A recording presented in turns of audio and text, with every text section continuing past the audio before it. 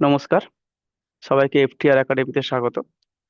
তো আমরা এখন দেখতে পাচ্ছি, এখন যে সিচুয়েশন চলছে মার্কেটে, প্রতিদিনই মোটামুটি আমরা দেখতে পাচ্ছি যে এফআইআই রা সেল করছে এবং ডিআইআই কিনছে। তার মানে এটা নয় যে ডিআইআই সেল করছে না বা এফআইআই কিনছে না।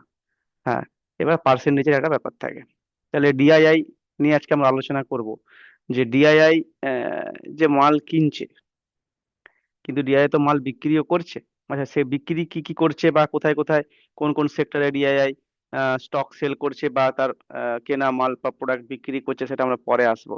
এখন আমরা এটুকু জানি আজকের দিনে যে ডিআইআই আমার কোথায় কোথায় বা কোন কোন স্টকে তার ক্যাপাসিটি বাড়াচ্ছে বা তাদের হিস্সা বাড়াচ্ছে। যেমন ফার্স্ট আমরা দেখতে পাচ্ছি এখানে খোলা আছে আমাদের জিন্দাল স্টেনলেস স্টিল লিমিটেড। এর মার্কেট ক্যাপ কোম্পানিটা 53,941 কোটি। ঠিক আছে, এইখানে কিন্তু ডিআইআই তাদের কিন্তু একটু একটু করে কিন্তু ক্যাপাসিটি বাড়াচ্ছে। ঠিক আছে, তো আমরা দেখে নিই। উম, এখন দেখতে পাচ্ছি আমরা স্টকটা পড়ছে। টেকনিক্যালি স্টকটা এখন ডাউন ট্রেন্ডে আছে, এবং জিন্দাল স্টিল যদি পেয়ার কম্পারিজনে যাই দেখি জেএসডব্লিউ স্টিল কিন্তু নাম্বার 1-এ এবং জিন্দাল স্টেনলেস কিন্তু নাম্বার 4-এ আছে। এগুলো আমাদের দেখতে হয় টপ 3 বা টপ 10 বা টপ 4 টপ 5, এগুলো আমাদের একটুখানি বিচার করে কাজ করতে হয়। কারণ আমি যদি নাম্বার 1 কোম্পানির সঙ্গে থাকি, মানে তার সেক্টরের সে নাম্বার 1, তাহলে আমি অনেকটা সেফ থাকবো। হয়তো মার্কেট পড়লে সবাই পড়বে, কিন্তু তার মানে এটা নয় যে সেও পড়ে থাকবে। এবং দেখবেন যখন মার্কেট রিকভারি করবে, তখন দেখবেন ওই কিন্তু সবার আগে রিকভারি দেবে, সেক্টর লিডার। এবং আমরা যদি একটু এফআইআই ডিআই অ্যাক্টিভিটি আমরা দেখি স্টকটার, তাহলে দেখুন এফআইআই আছে 22%, ডিআই আছে 5.86%। আগে কম ছিল, মাল ছাড়তে ছাড়তে ছাড়তে ছাড়তে কিন্তু আসছিল, কিন্তু এখন আবার নতুন করে তারা কিন্তু অ্যাক্টিভিটি আবার শুরু করেছে। ঠিক আছে, যদি আমরা টেকনিক্যালটা একটুখানি দেখি জিন্দালের, তাহলে আমরা দেখতে পাবো, এই দেখুন আপাতত আজকের ক্যান্ডেল এটা সাপোর্ট এলাকার মধ্যে, এই জায়গাটা যদি সাপোর্ট আমি ধরি, যদি এটা টেস্টেড, এগুলোকে অ্যাকচুয়ালি নর্মালি সবাই সাপোর্ট বলে থাকে, অ্যাকচুয়ালি সাপোর্ট ওইভাবে হয় না। সাপোর্ট রেজিস্ট্যান্স ওইভাবে টানার কোনো ইয়ে নেই, এগুলোকে আমরা হয়তো বলে থাকি, নর্মাল মানুষ বলবে এগুলো সাপোর্ট, কিন্তু অ্যাকচুয়ালি এটা সাপোর্ট নয়। এটা হচ্ছে আমাদের ভাষায় টেস্টেড জোন। এই জোনকে যখন তখন ভেঙে দিতে পারে। নর্মাল সাপোর্ট যেভাবে মানুষ কাজ করে যে এখান থেকে ঘুরে চলে যাবে, কেন 1 টাইম 2 টাইম 3 টাইম 4 টাইম, তার মানে এটা বিশাল বড় স্ট্রং সাপোর্ট না, এটা উইক জোন হয়ে গেছে, বারবার বারবার একই জায়গা থেকে এসে ঘুরে যাচ্ছে। তার মানে যে জায়গায় সেলাররা হিট করাচ্ছে, বায়াররা উঠাচ্ছে, এখানে আস্তে আস্তে খেয়ে যদি ফাইট বলি আমরা, তাহলে কিন্তু এই জায়গাগুলো ক্রমশ উইক হয়ে যাচ্ছে। এবার যদি আসি, যদি বড় ক্যান্ডেল নিয়ে আসো, কিন্তু এটা ব্রেক করে দেবে, ব্রেক করে দিয়ে পরের জায়গায় চলে আসবে। তো যাই হোক, এরকম আরো কিছু স্টক আমি নাম বলছি, যেগুলোকে, এটা কিন্তু কোনো বাই সেল রেকমেন্ডেশন নয়, ডিআইআই মাল কিনছে তারই একটা ইনফরমেশন জাস্ট আমি শেয়ার করছি। তার মানে এই নয় যে ডিআইআই কিনছে বা এফআইআই কিনছে বলে আমাদেরকেও কিনতে হবে। কারণ ওদের এটা আনা জানা এটা লেগেই থাকে, ওরা যখন ইচ্ছা ঢুকতে পারে, যখন ইচ্ছা বেরোতে পারে। হ্যাঁ, কিন্তু আমরা সেটা করলে আমাদের অসুবিধা হবে। তো যাই হোক, বাই সেল কোনো রেকমেন্ডেশন নয়, জাস্ট একটা ইনফরমেশন আমি শেয়ার করছি। নেক্সট কোম্পানি যদি আমরা দেখি, যেমন ধরুন অপার ইন্ডাস্ট্রি।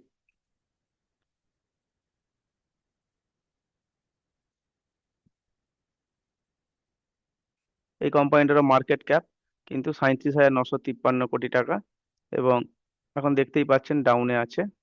ঠিক আছে, এবং এই কোম্পানিটারও কিন্তু আমাদের কোথায় আছে, 8 নম্বরে আছে। ঠিক আছে, এবং এই কোম্পানির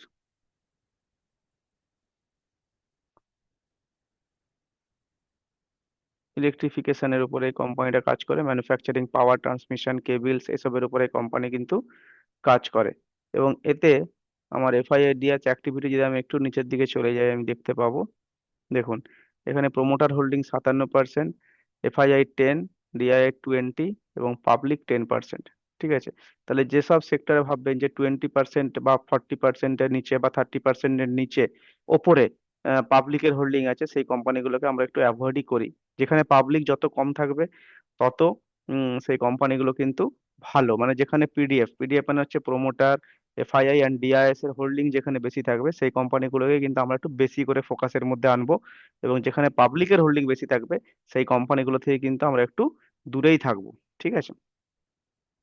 তো এই কোম্পানিটার মধ্যে কিন্তু ডিআইএস তার কিন্তু অ্যাক্টিভিটি আস্তে আস্তে বাড়াচ্ছে।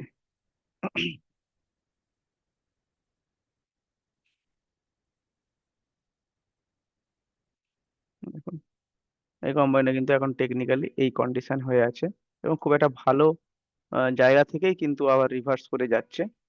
কিন্তু আজকের দিনটা একটুখানি মাইনাস হয়েছে, একটুখানি পড়েছে। যাই হোক, লাইফ টাইম হাই হচ্ছে 10,900, আর এখন কোম্পানি আছে 9,400। ঠিক আছে। তো আপনারা এই কোম্পানিটাকে নিয়েও কিন্তু রিসার্চ করতে পারেন। নেক্সট কোম্পানি আপনার Syngene International. Syngene inter drug discover development and manufacturing service, এই কোম্পানিটার মার্কেট ক্যাপ কিন্তু 34,143 কোটি টাকা। ঠিক আছে। এই কোম্পানিটাও কিন্তু মার্কেট লিডার, হেলথ কেয়ারে এই কোম্পানি কিন্তু মার্কেট লিডার। এবং আমি কালকে আলোচনা করব আপনাদেরকে যে কোন কোন সেক্টরে ডিআইআই মাল বিক্রি করেছে এবং কোন কোন সেক্টরে ডিআইআই মাল কিনছে। ঠিক আছে। আজকে আমি কিছু স্টক স্পেসিফিক আলোচনা করছি যে কোন কোন স্টকে, কিন্তু কালকে আমি সেক্টর ওয়াইজ আলোচনা করব, সেখানে আপনারা বুঝতে পারবেন যে কোন কোন সেক্টরে ডিআইআই ইনভেস্ট করছে।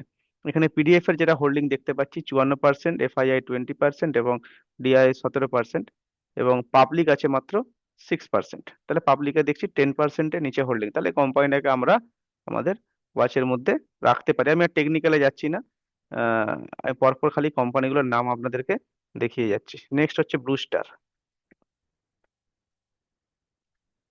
ব্লু স্টার দেখুন, এর মার্কেট ক্যাপ কিন্তু 37,704 কোটি টাকা।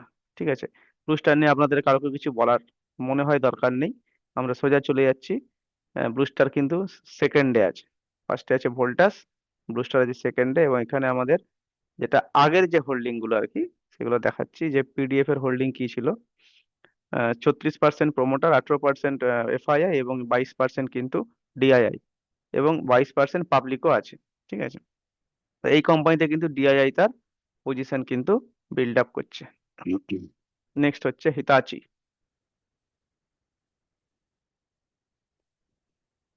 হিতাচি এনার্জি 48,422 কোটি টাকা। ঠিক আছে। পাওয়ার গ্রিডস, হিতাচি এগুলো একই টাইপের জিনিস।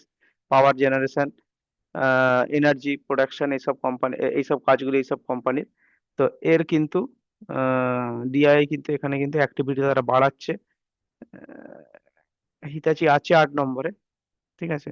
কিন্তু এখানে যদি আমরা দেখি একটু পিডিএফ এর কি হোল্ডিং আছে, চেক করে নেবো আমরা। দেখুন, 75% কিন্তু প্রোমোটার হোল্ডিং আছে, একদম ঠিকঠাক আছে। এফআইআই 5%, 8% কিন্তু ডিআইআই। ঠিক আছে। ডিআইআই এমনিই কিন্তু পরপর দুটো কোয়ার্টারে আমরা দেখছি তার তার তার কিন্তু বাড়াচ্ছে। এবং পাবলিক আছে কিন্তু 10%, পাবলিক কিন্তু আস্তে আস্তে হোল্ডিং কম আছে। তার মানে যেখানে পাবলিক বেরোচ্ছে, পিডিএফ আসছে, সেখানে কিন্তু সুখের খবর বা ভালো খবর বলে আমরা ধরে থাকি। এবং এছাড়া আরো অনেক কিছু ক্রাইটেরিয়া আছে। যাই হোক, হিতাচি নিয়ে আমরা আলোচনা করলাম। এরপরে আমাদের Ajanta Pharma. Ajanta Pharma market cap 36,629 কোটি টাকা।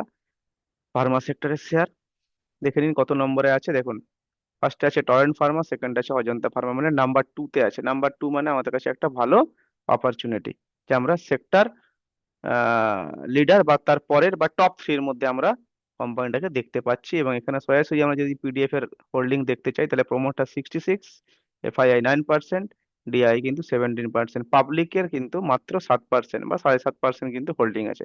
তো যার ফলে কোম্পানিটা কিন্তু আহ আমাদেরকে একটু নিয়ে ভাবনা চিন্তা করতে হবে, কিন্তু কোনো বাই সেল রেকমেন্ডেশন কিন্তু নয়, আপনারা আপনাদের মতো করে করবেন। এর পরের কোম্পানি যদি আমরা দেখতে চাই, সেটা হচ্ছে ইন্দাস টাওয়ার। যদি ইন্ডাস্ট্রিয়াল অবস্থা ভোডাফোন খুব খারাপ করে রেখেছে, 88,650 কোটি টাকার মার্কেট ক্যাপ কোম্পানির। আমরা দেখে নিই এখানে। দেখুন, কোম্পানি কিন্তু নাম্বার ওয়ান। ঠিক আছে, তার সেক্টর লিডার এই কোম্পানি। এবং এখানে পিডিএফ এর হোল্ডিংটা একটু দেখে নিয়ে যদি আমরা, দেখুন 53%, 24%, 16%, পাবলিকের কিন্তু খুব কম হোল্ডিং আছে। ঠিক আছে, তাহলে এই কোম্পানিটাকে কিন্তু আমরা দেখতে পারি, কারণ এখানে ডিআইআই যেহেতু তার হোল্ডিং বাড়াচ্ছে আস্তে আস্তে। তারপরে সোনা,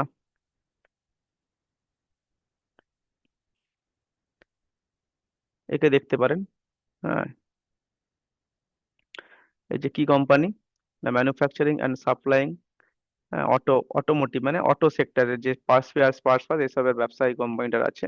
এবং এই কোম্পানিটা কিন্তু 4 নম্বরে আছে, টপ 4 এর মধ্যে আছে এই কোম্পানি। এতে কিন্তু ডিআই তার পজিশন বাড়াচ্ছে। এবং যদি এখানে যদি আমরা গিয়ে একটু দেখি শেয়ার হোল্ডিং প্যাটার্নের কি অবস্থা, সেখানে দেখতে পাচ্ছি আমরা প্রোমোটারের 28%, এফআইআই 33 এবং ডিআইআই 30%, পাবলিক প্রায় 7.5%-এর কাছাকাছি। তাহলে পাবলিকের পজিশন কিন্তু খুব কম। তাহলে এই যেখানে পাবলিক কম আমি বললাম, সেখানে কিন্তু আমরা আমাদের একটু কোম্পানিটাকে নিয়ে চিন্তা ভাবনা করতে পারি। তো যাই হোক, তাহলে কোম্পানিটা যেখানে পাবলিক কম, সেখানে যেখানে পিডিএফ এর পজিশন বেশি, তাহলে পিডিএফ যখন সেখানে এন্ট্রি করছে, তাহলে আমাদেরকেও একটু ভাবনা চিন্তা করা উচিত। কিন্তু তারপরে চোখ বন্ধ করে আমরা ঢুকে যাব না, আমরা একটু রিসার্চ করে নেব, করে নিয়ে আমরা কিন্তু যাবো। এবং কি কি টাইপের রিসার্চ করতে হয়, কিভাবে রিসার্চ করতে হয়, সেগুলো কিন্তু আমরা ক্লাসে আমরা শেখাই। বা আপনারা কন্ট্যাক্ট করতে পারেন আমাদের সাথে, যে একটা কোম্পানির ফান্ডামেন্টালে কি কি থাকে। তবে এটুকু আপনাদের বলে রাখতে পারি যে আমরা আমাদের দেখার স্টাইল একটু আলাদা সবার থেকে। আমরা একটু অন্যভাবে কিন্তু বিচার বিবেচনা কোম্পানিকে নিয়ে করি। সোজাসুজি ওই শুধু পি রেশিও দেখে, পি রেশিও দেখার স্টাইলও কিন্তু আমাদের আলাদা।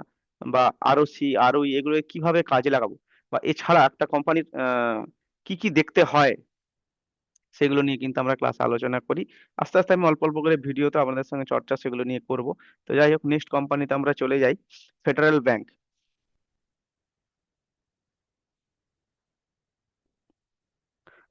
এটা ব্যাংকিং সেক্টর। ঠিক আছে, মার্কেট ক্যাপ 51,694 কোটি টাকা দেখছি আমরা। ফেডারেল ব্যাংক কিন্তু আমাদের 8 নম্বরে আছে। ঠিক আছে, কিন্তু ফেডারেল ব্যাংকে আস্তে আস্তে কিন্তু ডিআই কিন্তু তার পজিশন বাড়াচ্ছে। আমরা যদি দেখি, দেখুন আগে ছিল 44, এখন 46। আগের কোয়ার্টার, নেক্সট কোয়ার্টারে কত হয় আমরা দেখবো। ডিআই এর, আচ্ছা, এফআইআই 27% আছে, পাবলিকও কিন্তু 25% আছে। খুব একটা কমে কিন্তু পাবলিক, যদিও পাবলিক আস্তে আস্তে তার হোল্ডিং কিন্তু কমাচ্ছে। যাই হোক, তাহলে পাবলিক যখন যেখানে বেরোচ্ছে, সেখানে কিন্তু আমরা আস্তে আস্তে এন্ট্রি নিতেই পারি। ঠিক আছে, এরকম আরো অনেক কোম্পানি আছে। যেমন ধরুন, আমি মুখে নামগুলো বলে দিচ্ছি, যেমন কোফোর্জ। ঠিক আছে, তারপর হচ্ছে হিন্দুস্তান পেট্রোলিয়াম। তারপর ধরুন পিবি ফিনটেক। হ্যাঁ, এইসব কোম্পানিগুলোকে আপনারা ওয়াচের মধ্যে রাখবেন। এগুলোতেও কিন্তু আস্তে আস্তে ডিআই তার পজিশন বাড়াচ্ছে। ঠিক আছে, তবে তাই বলে এই নয় যে চোখ বন্ধ করে ডিআই ঢুকছে বলে আমরাও ঢুকে যাব। আমরা আমাদের রিসার্চ করে তারপরে সে কোম্পানিতে আমরা ইনভেস্ট করব কিনা ভাবনা চিন্তা করব। ঠিক আছে, আজকে এইটুকুই থাক। দেখা হবে নেক্সট ভিডিওতে। আমি সেই ভিডিওতে কোন কোন সেক্টরে ডিআইআই বেরোচ্ছে এবং কোন কোন সেক্টরে ডিআই ইনভেস্ট করছে, আমরা সেইগুলো নিয়ে আলোচনা করব। ধন্যবাদ, সবাই ভালো থাকবেন, সুস্থ থাকবেন।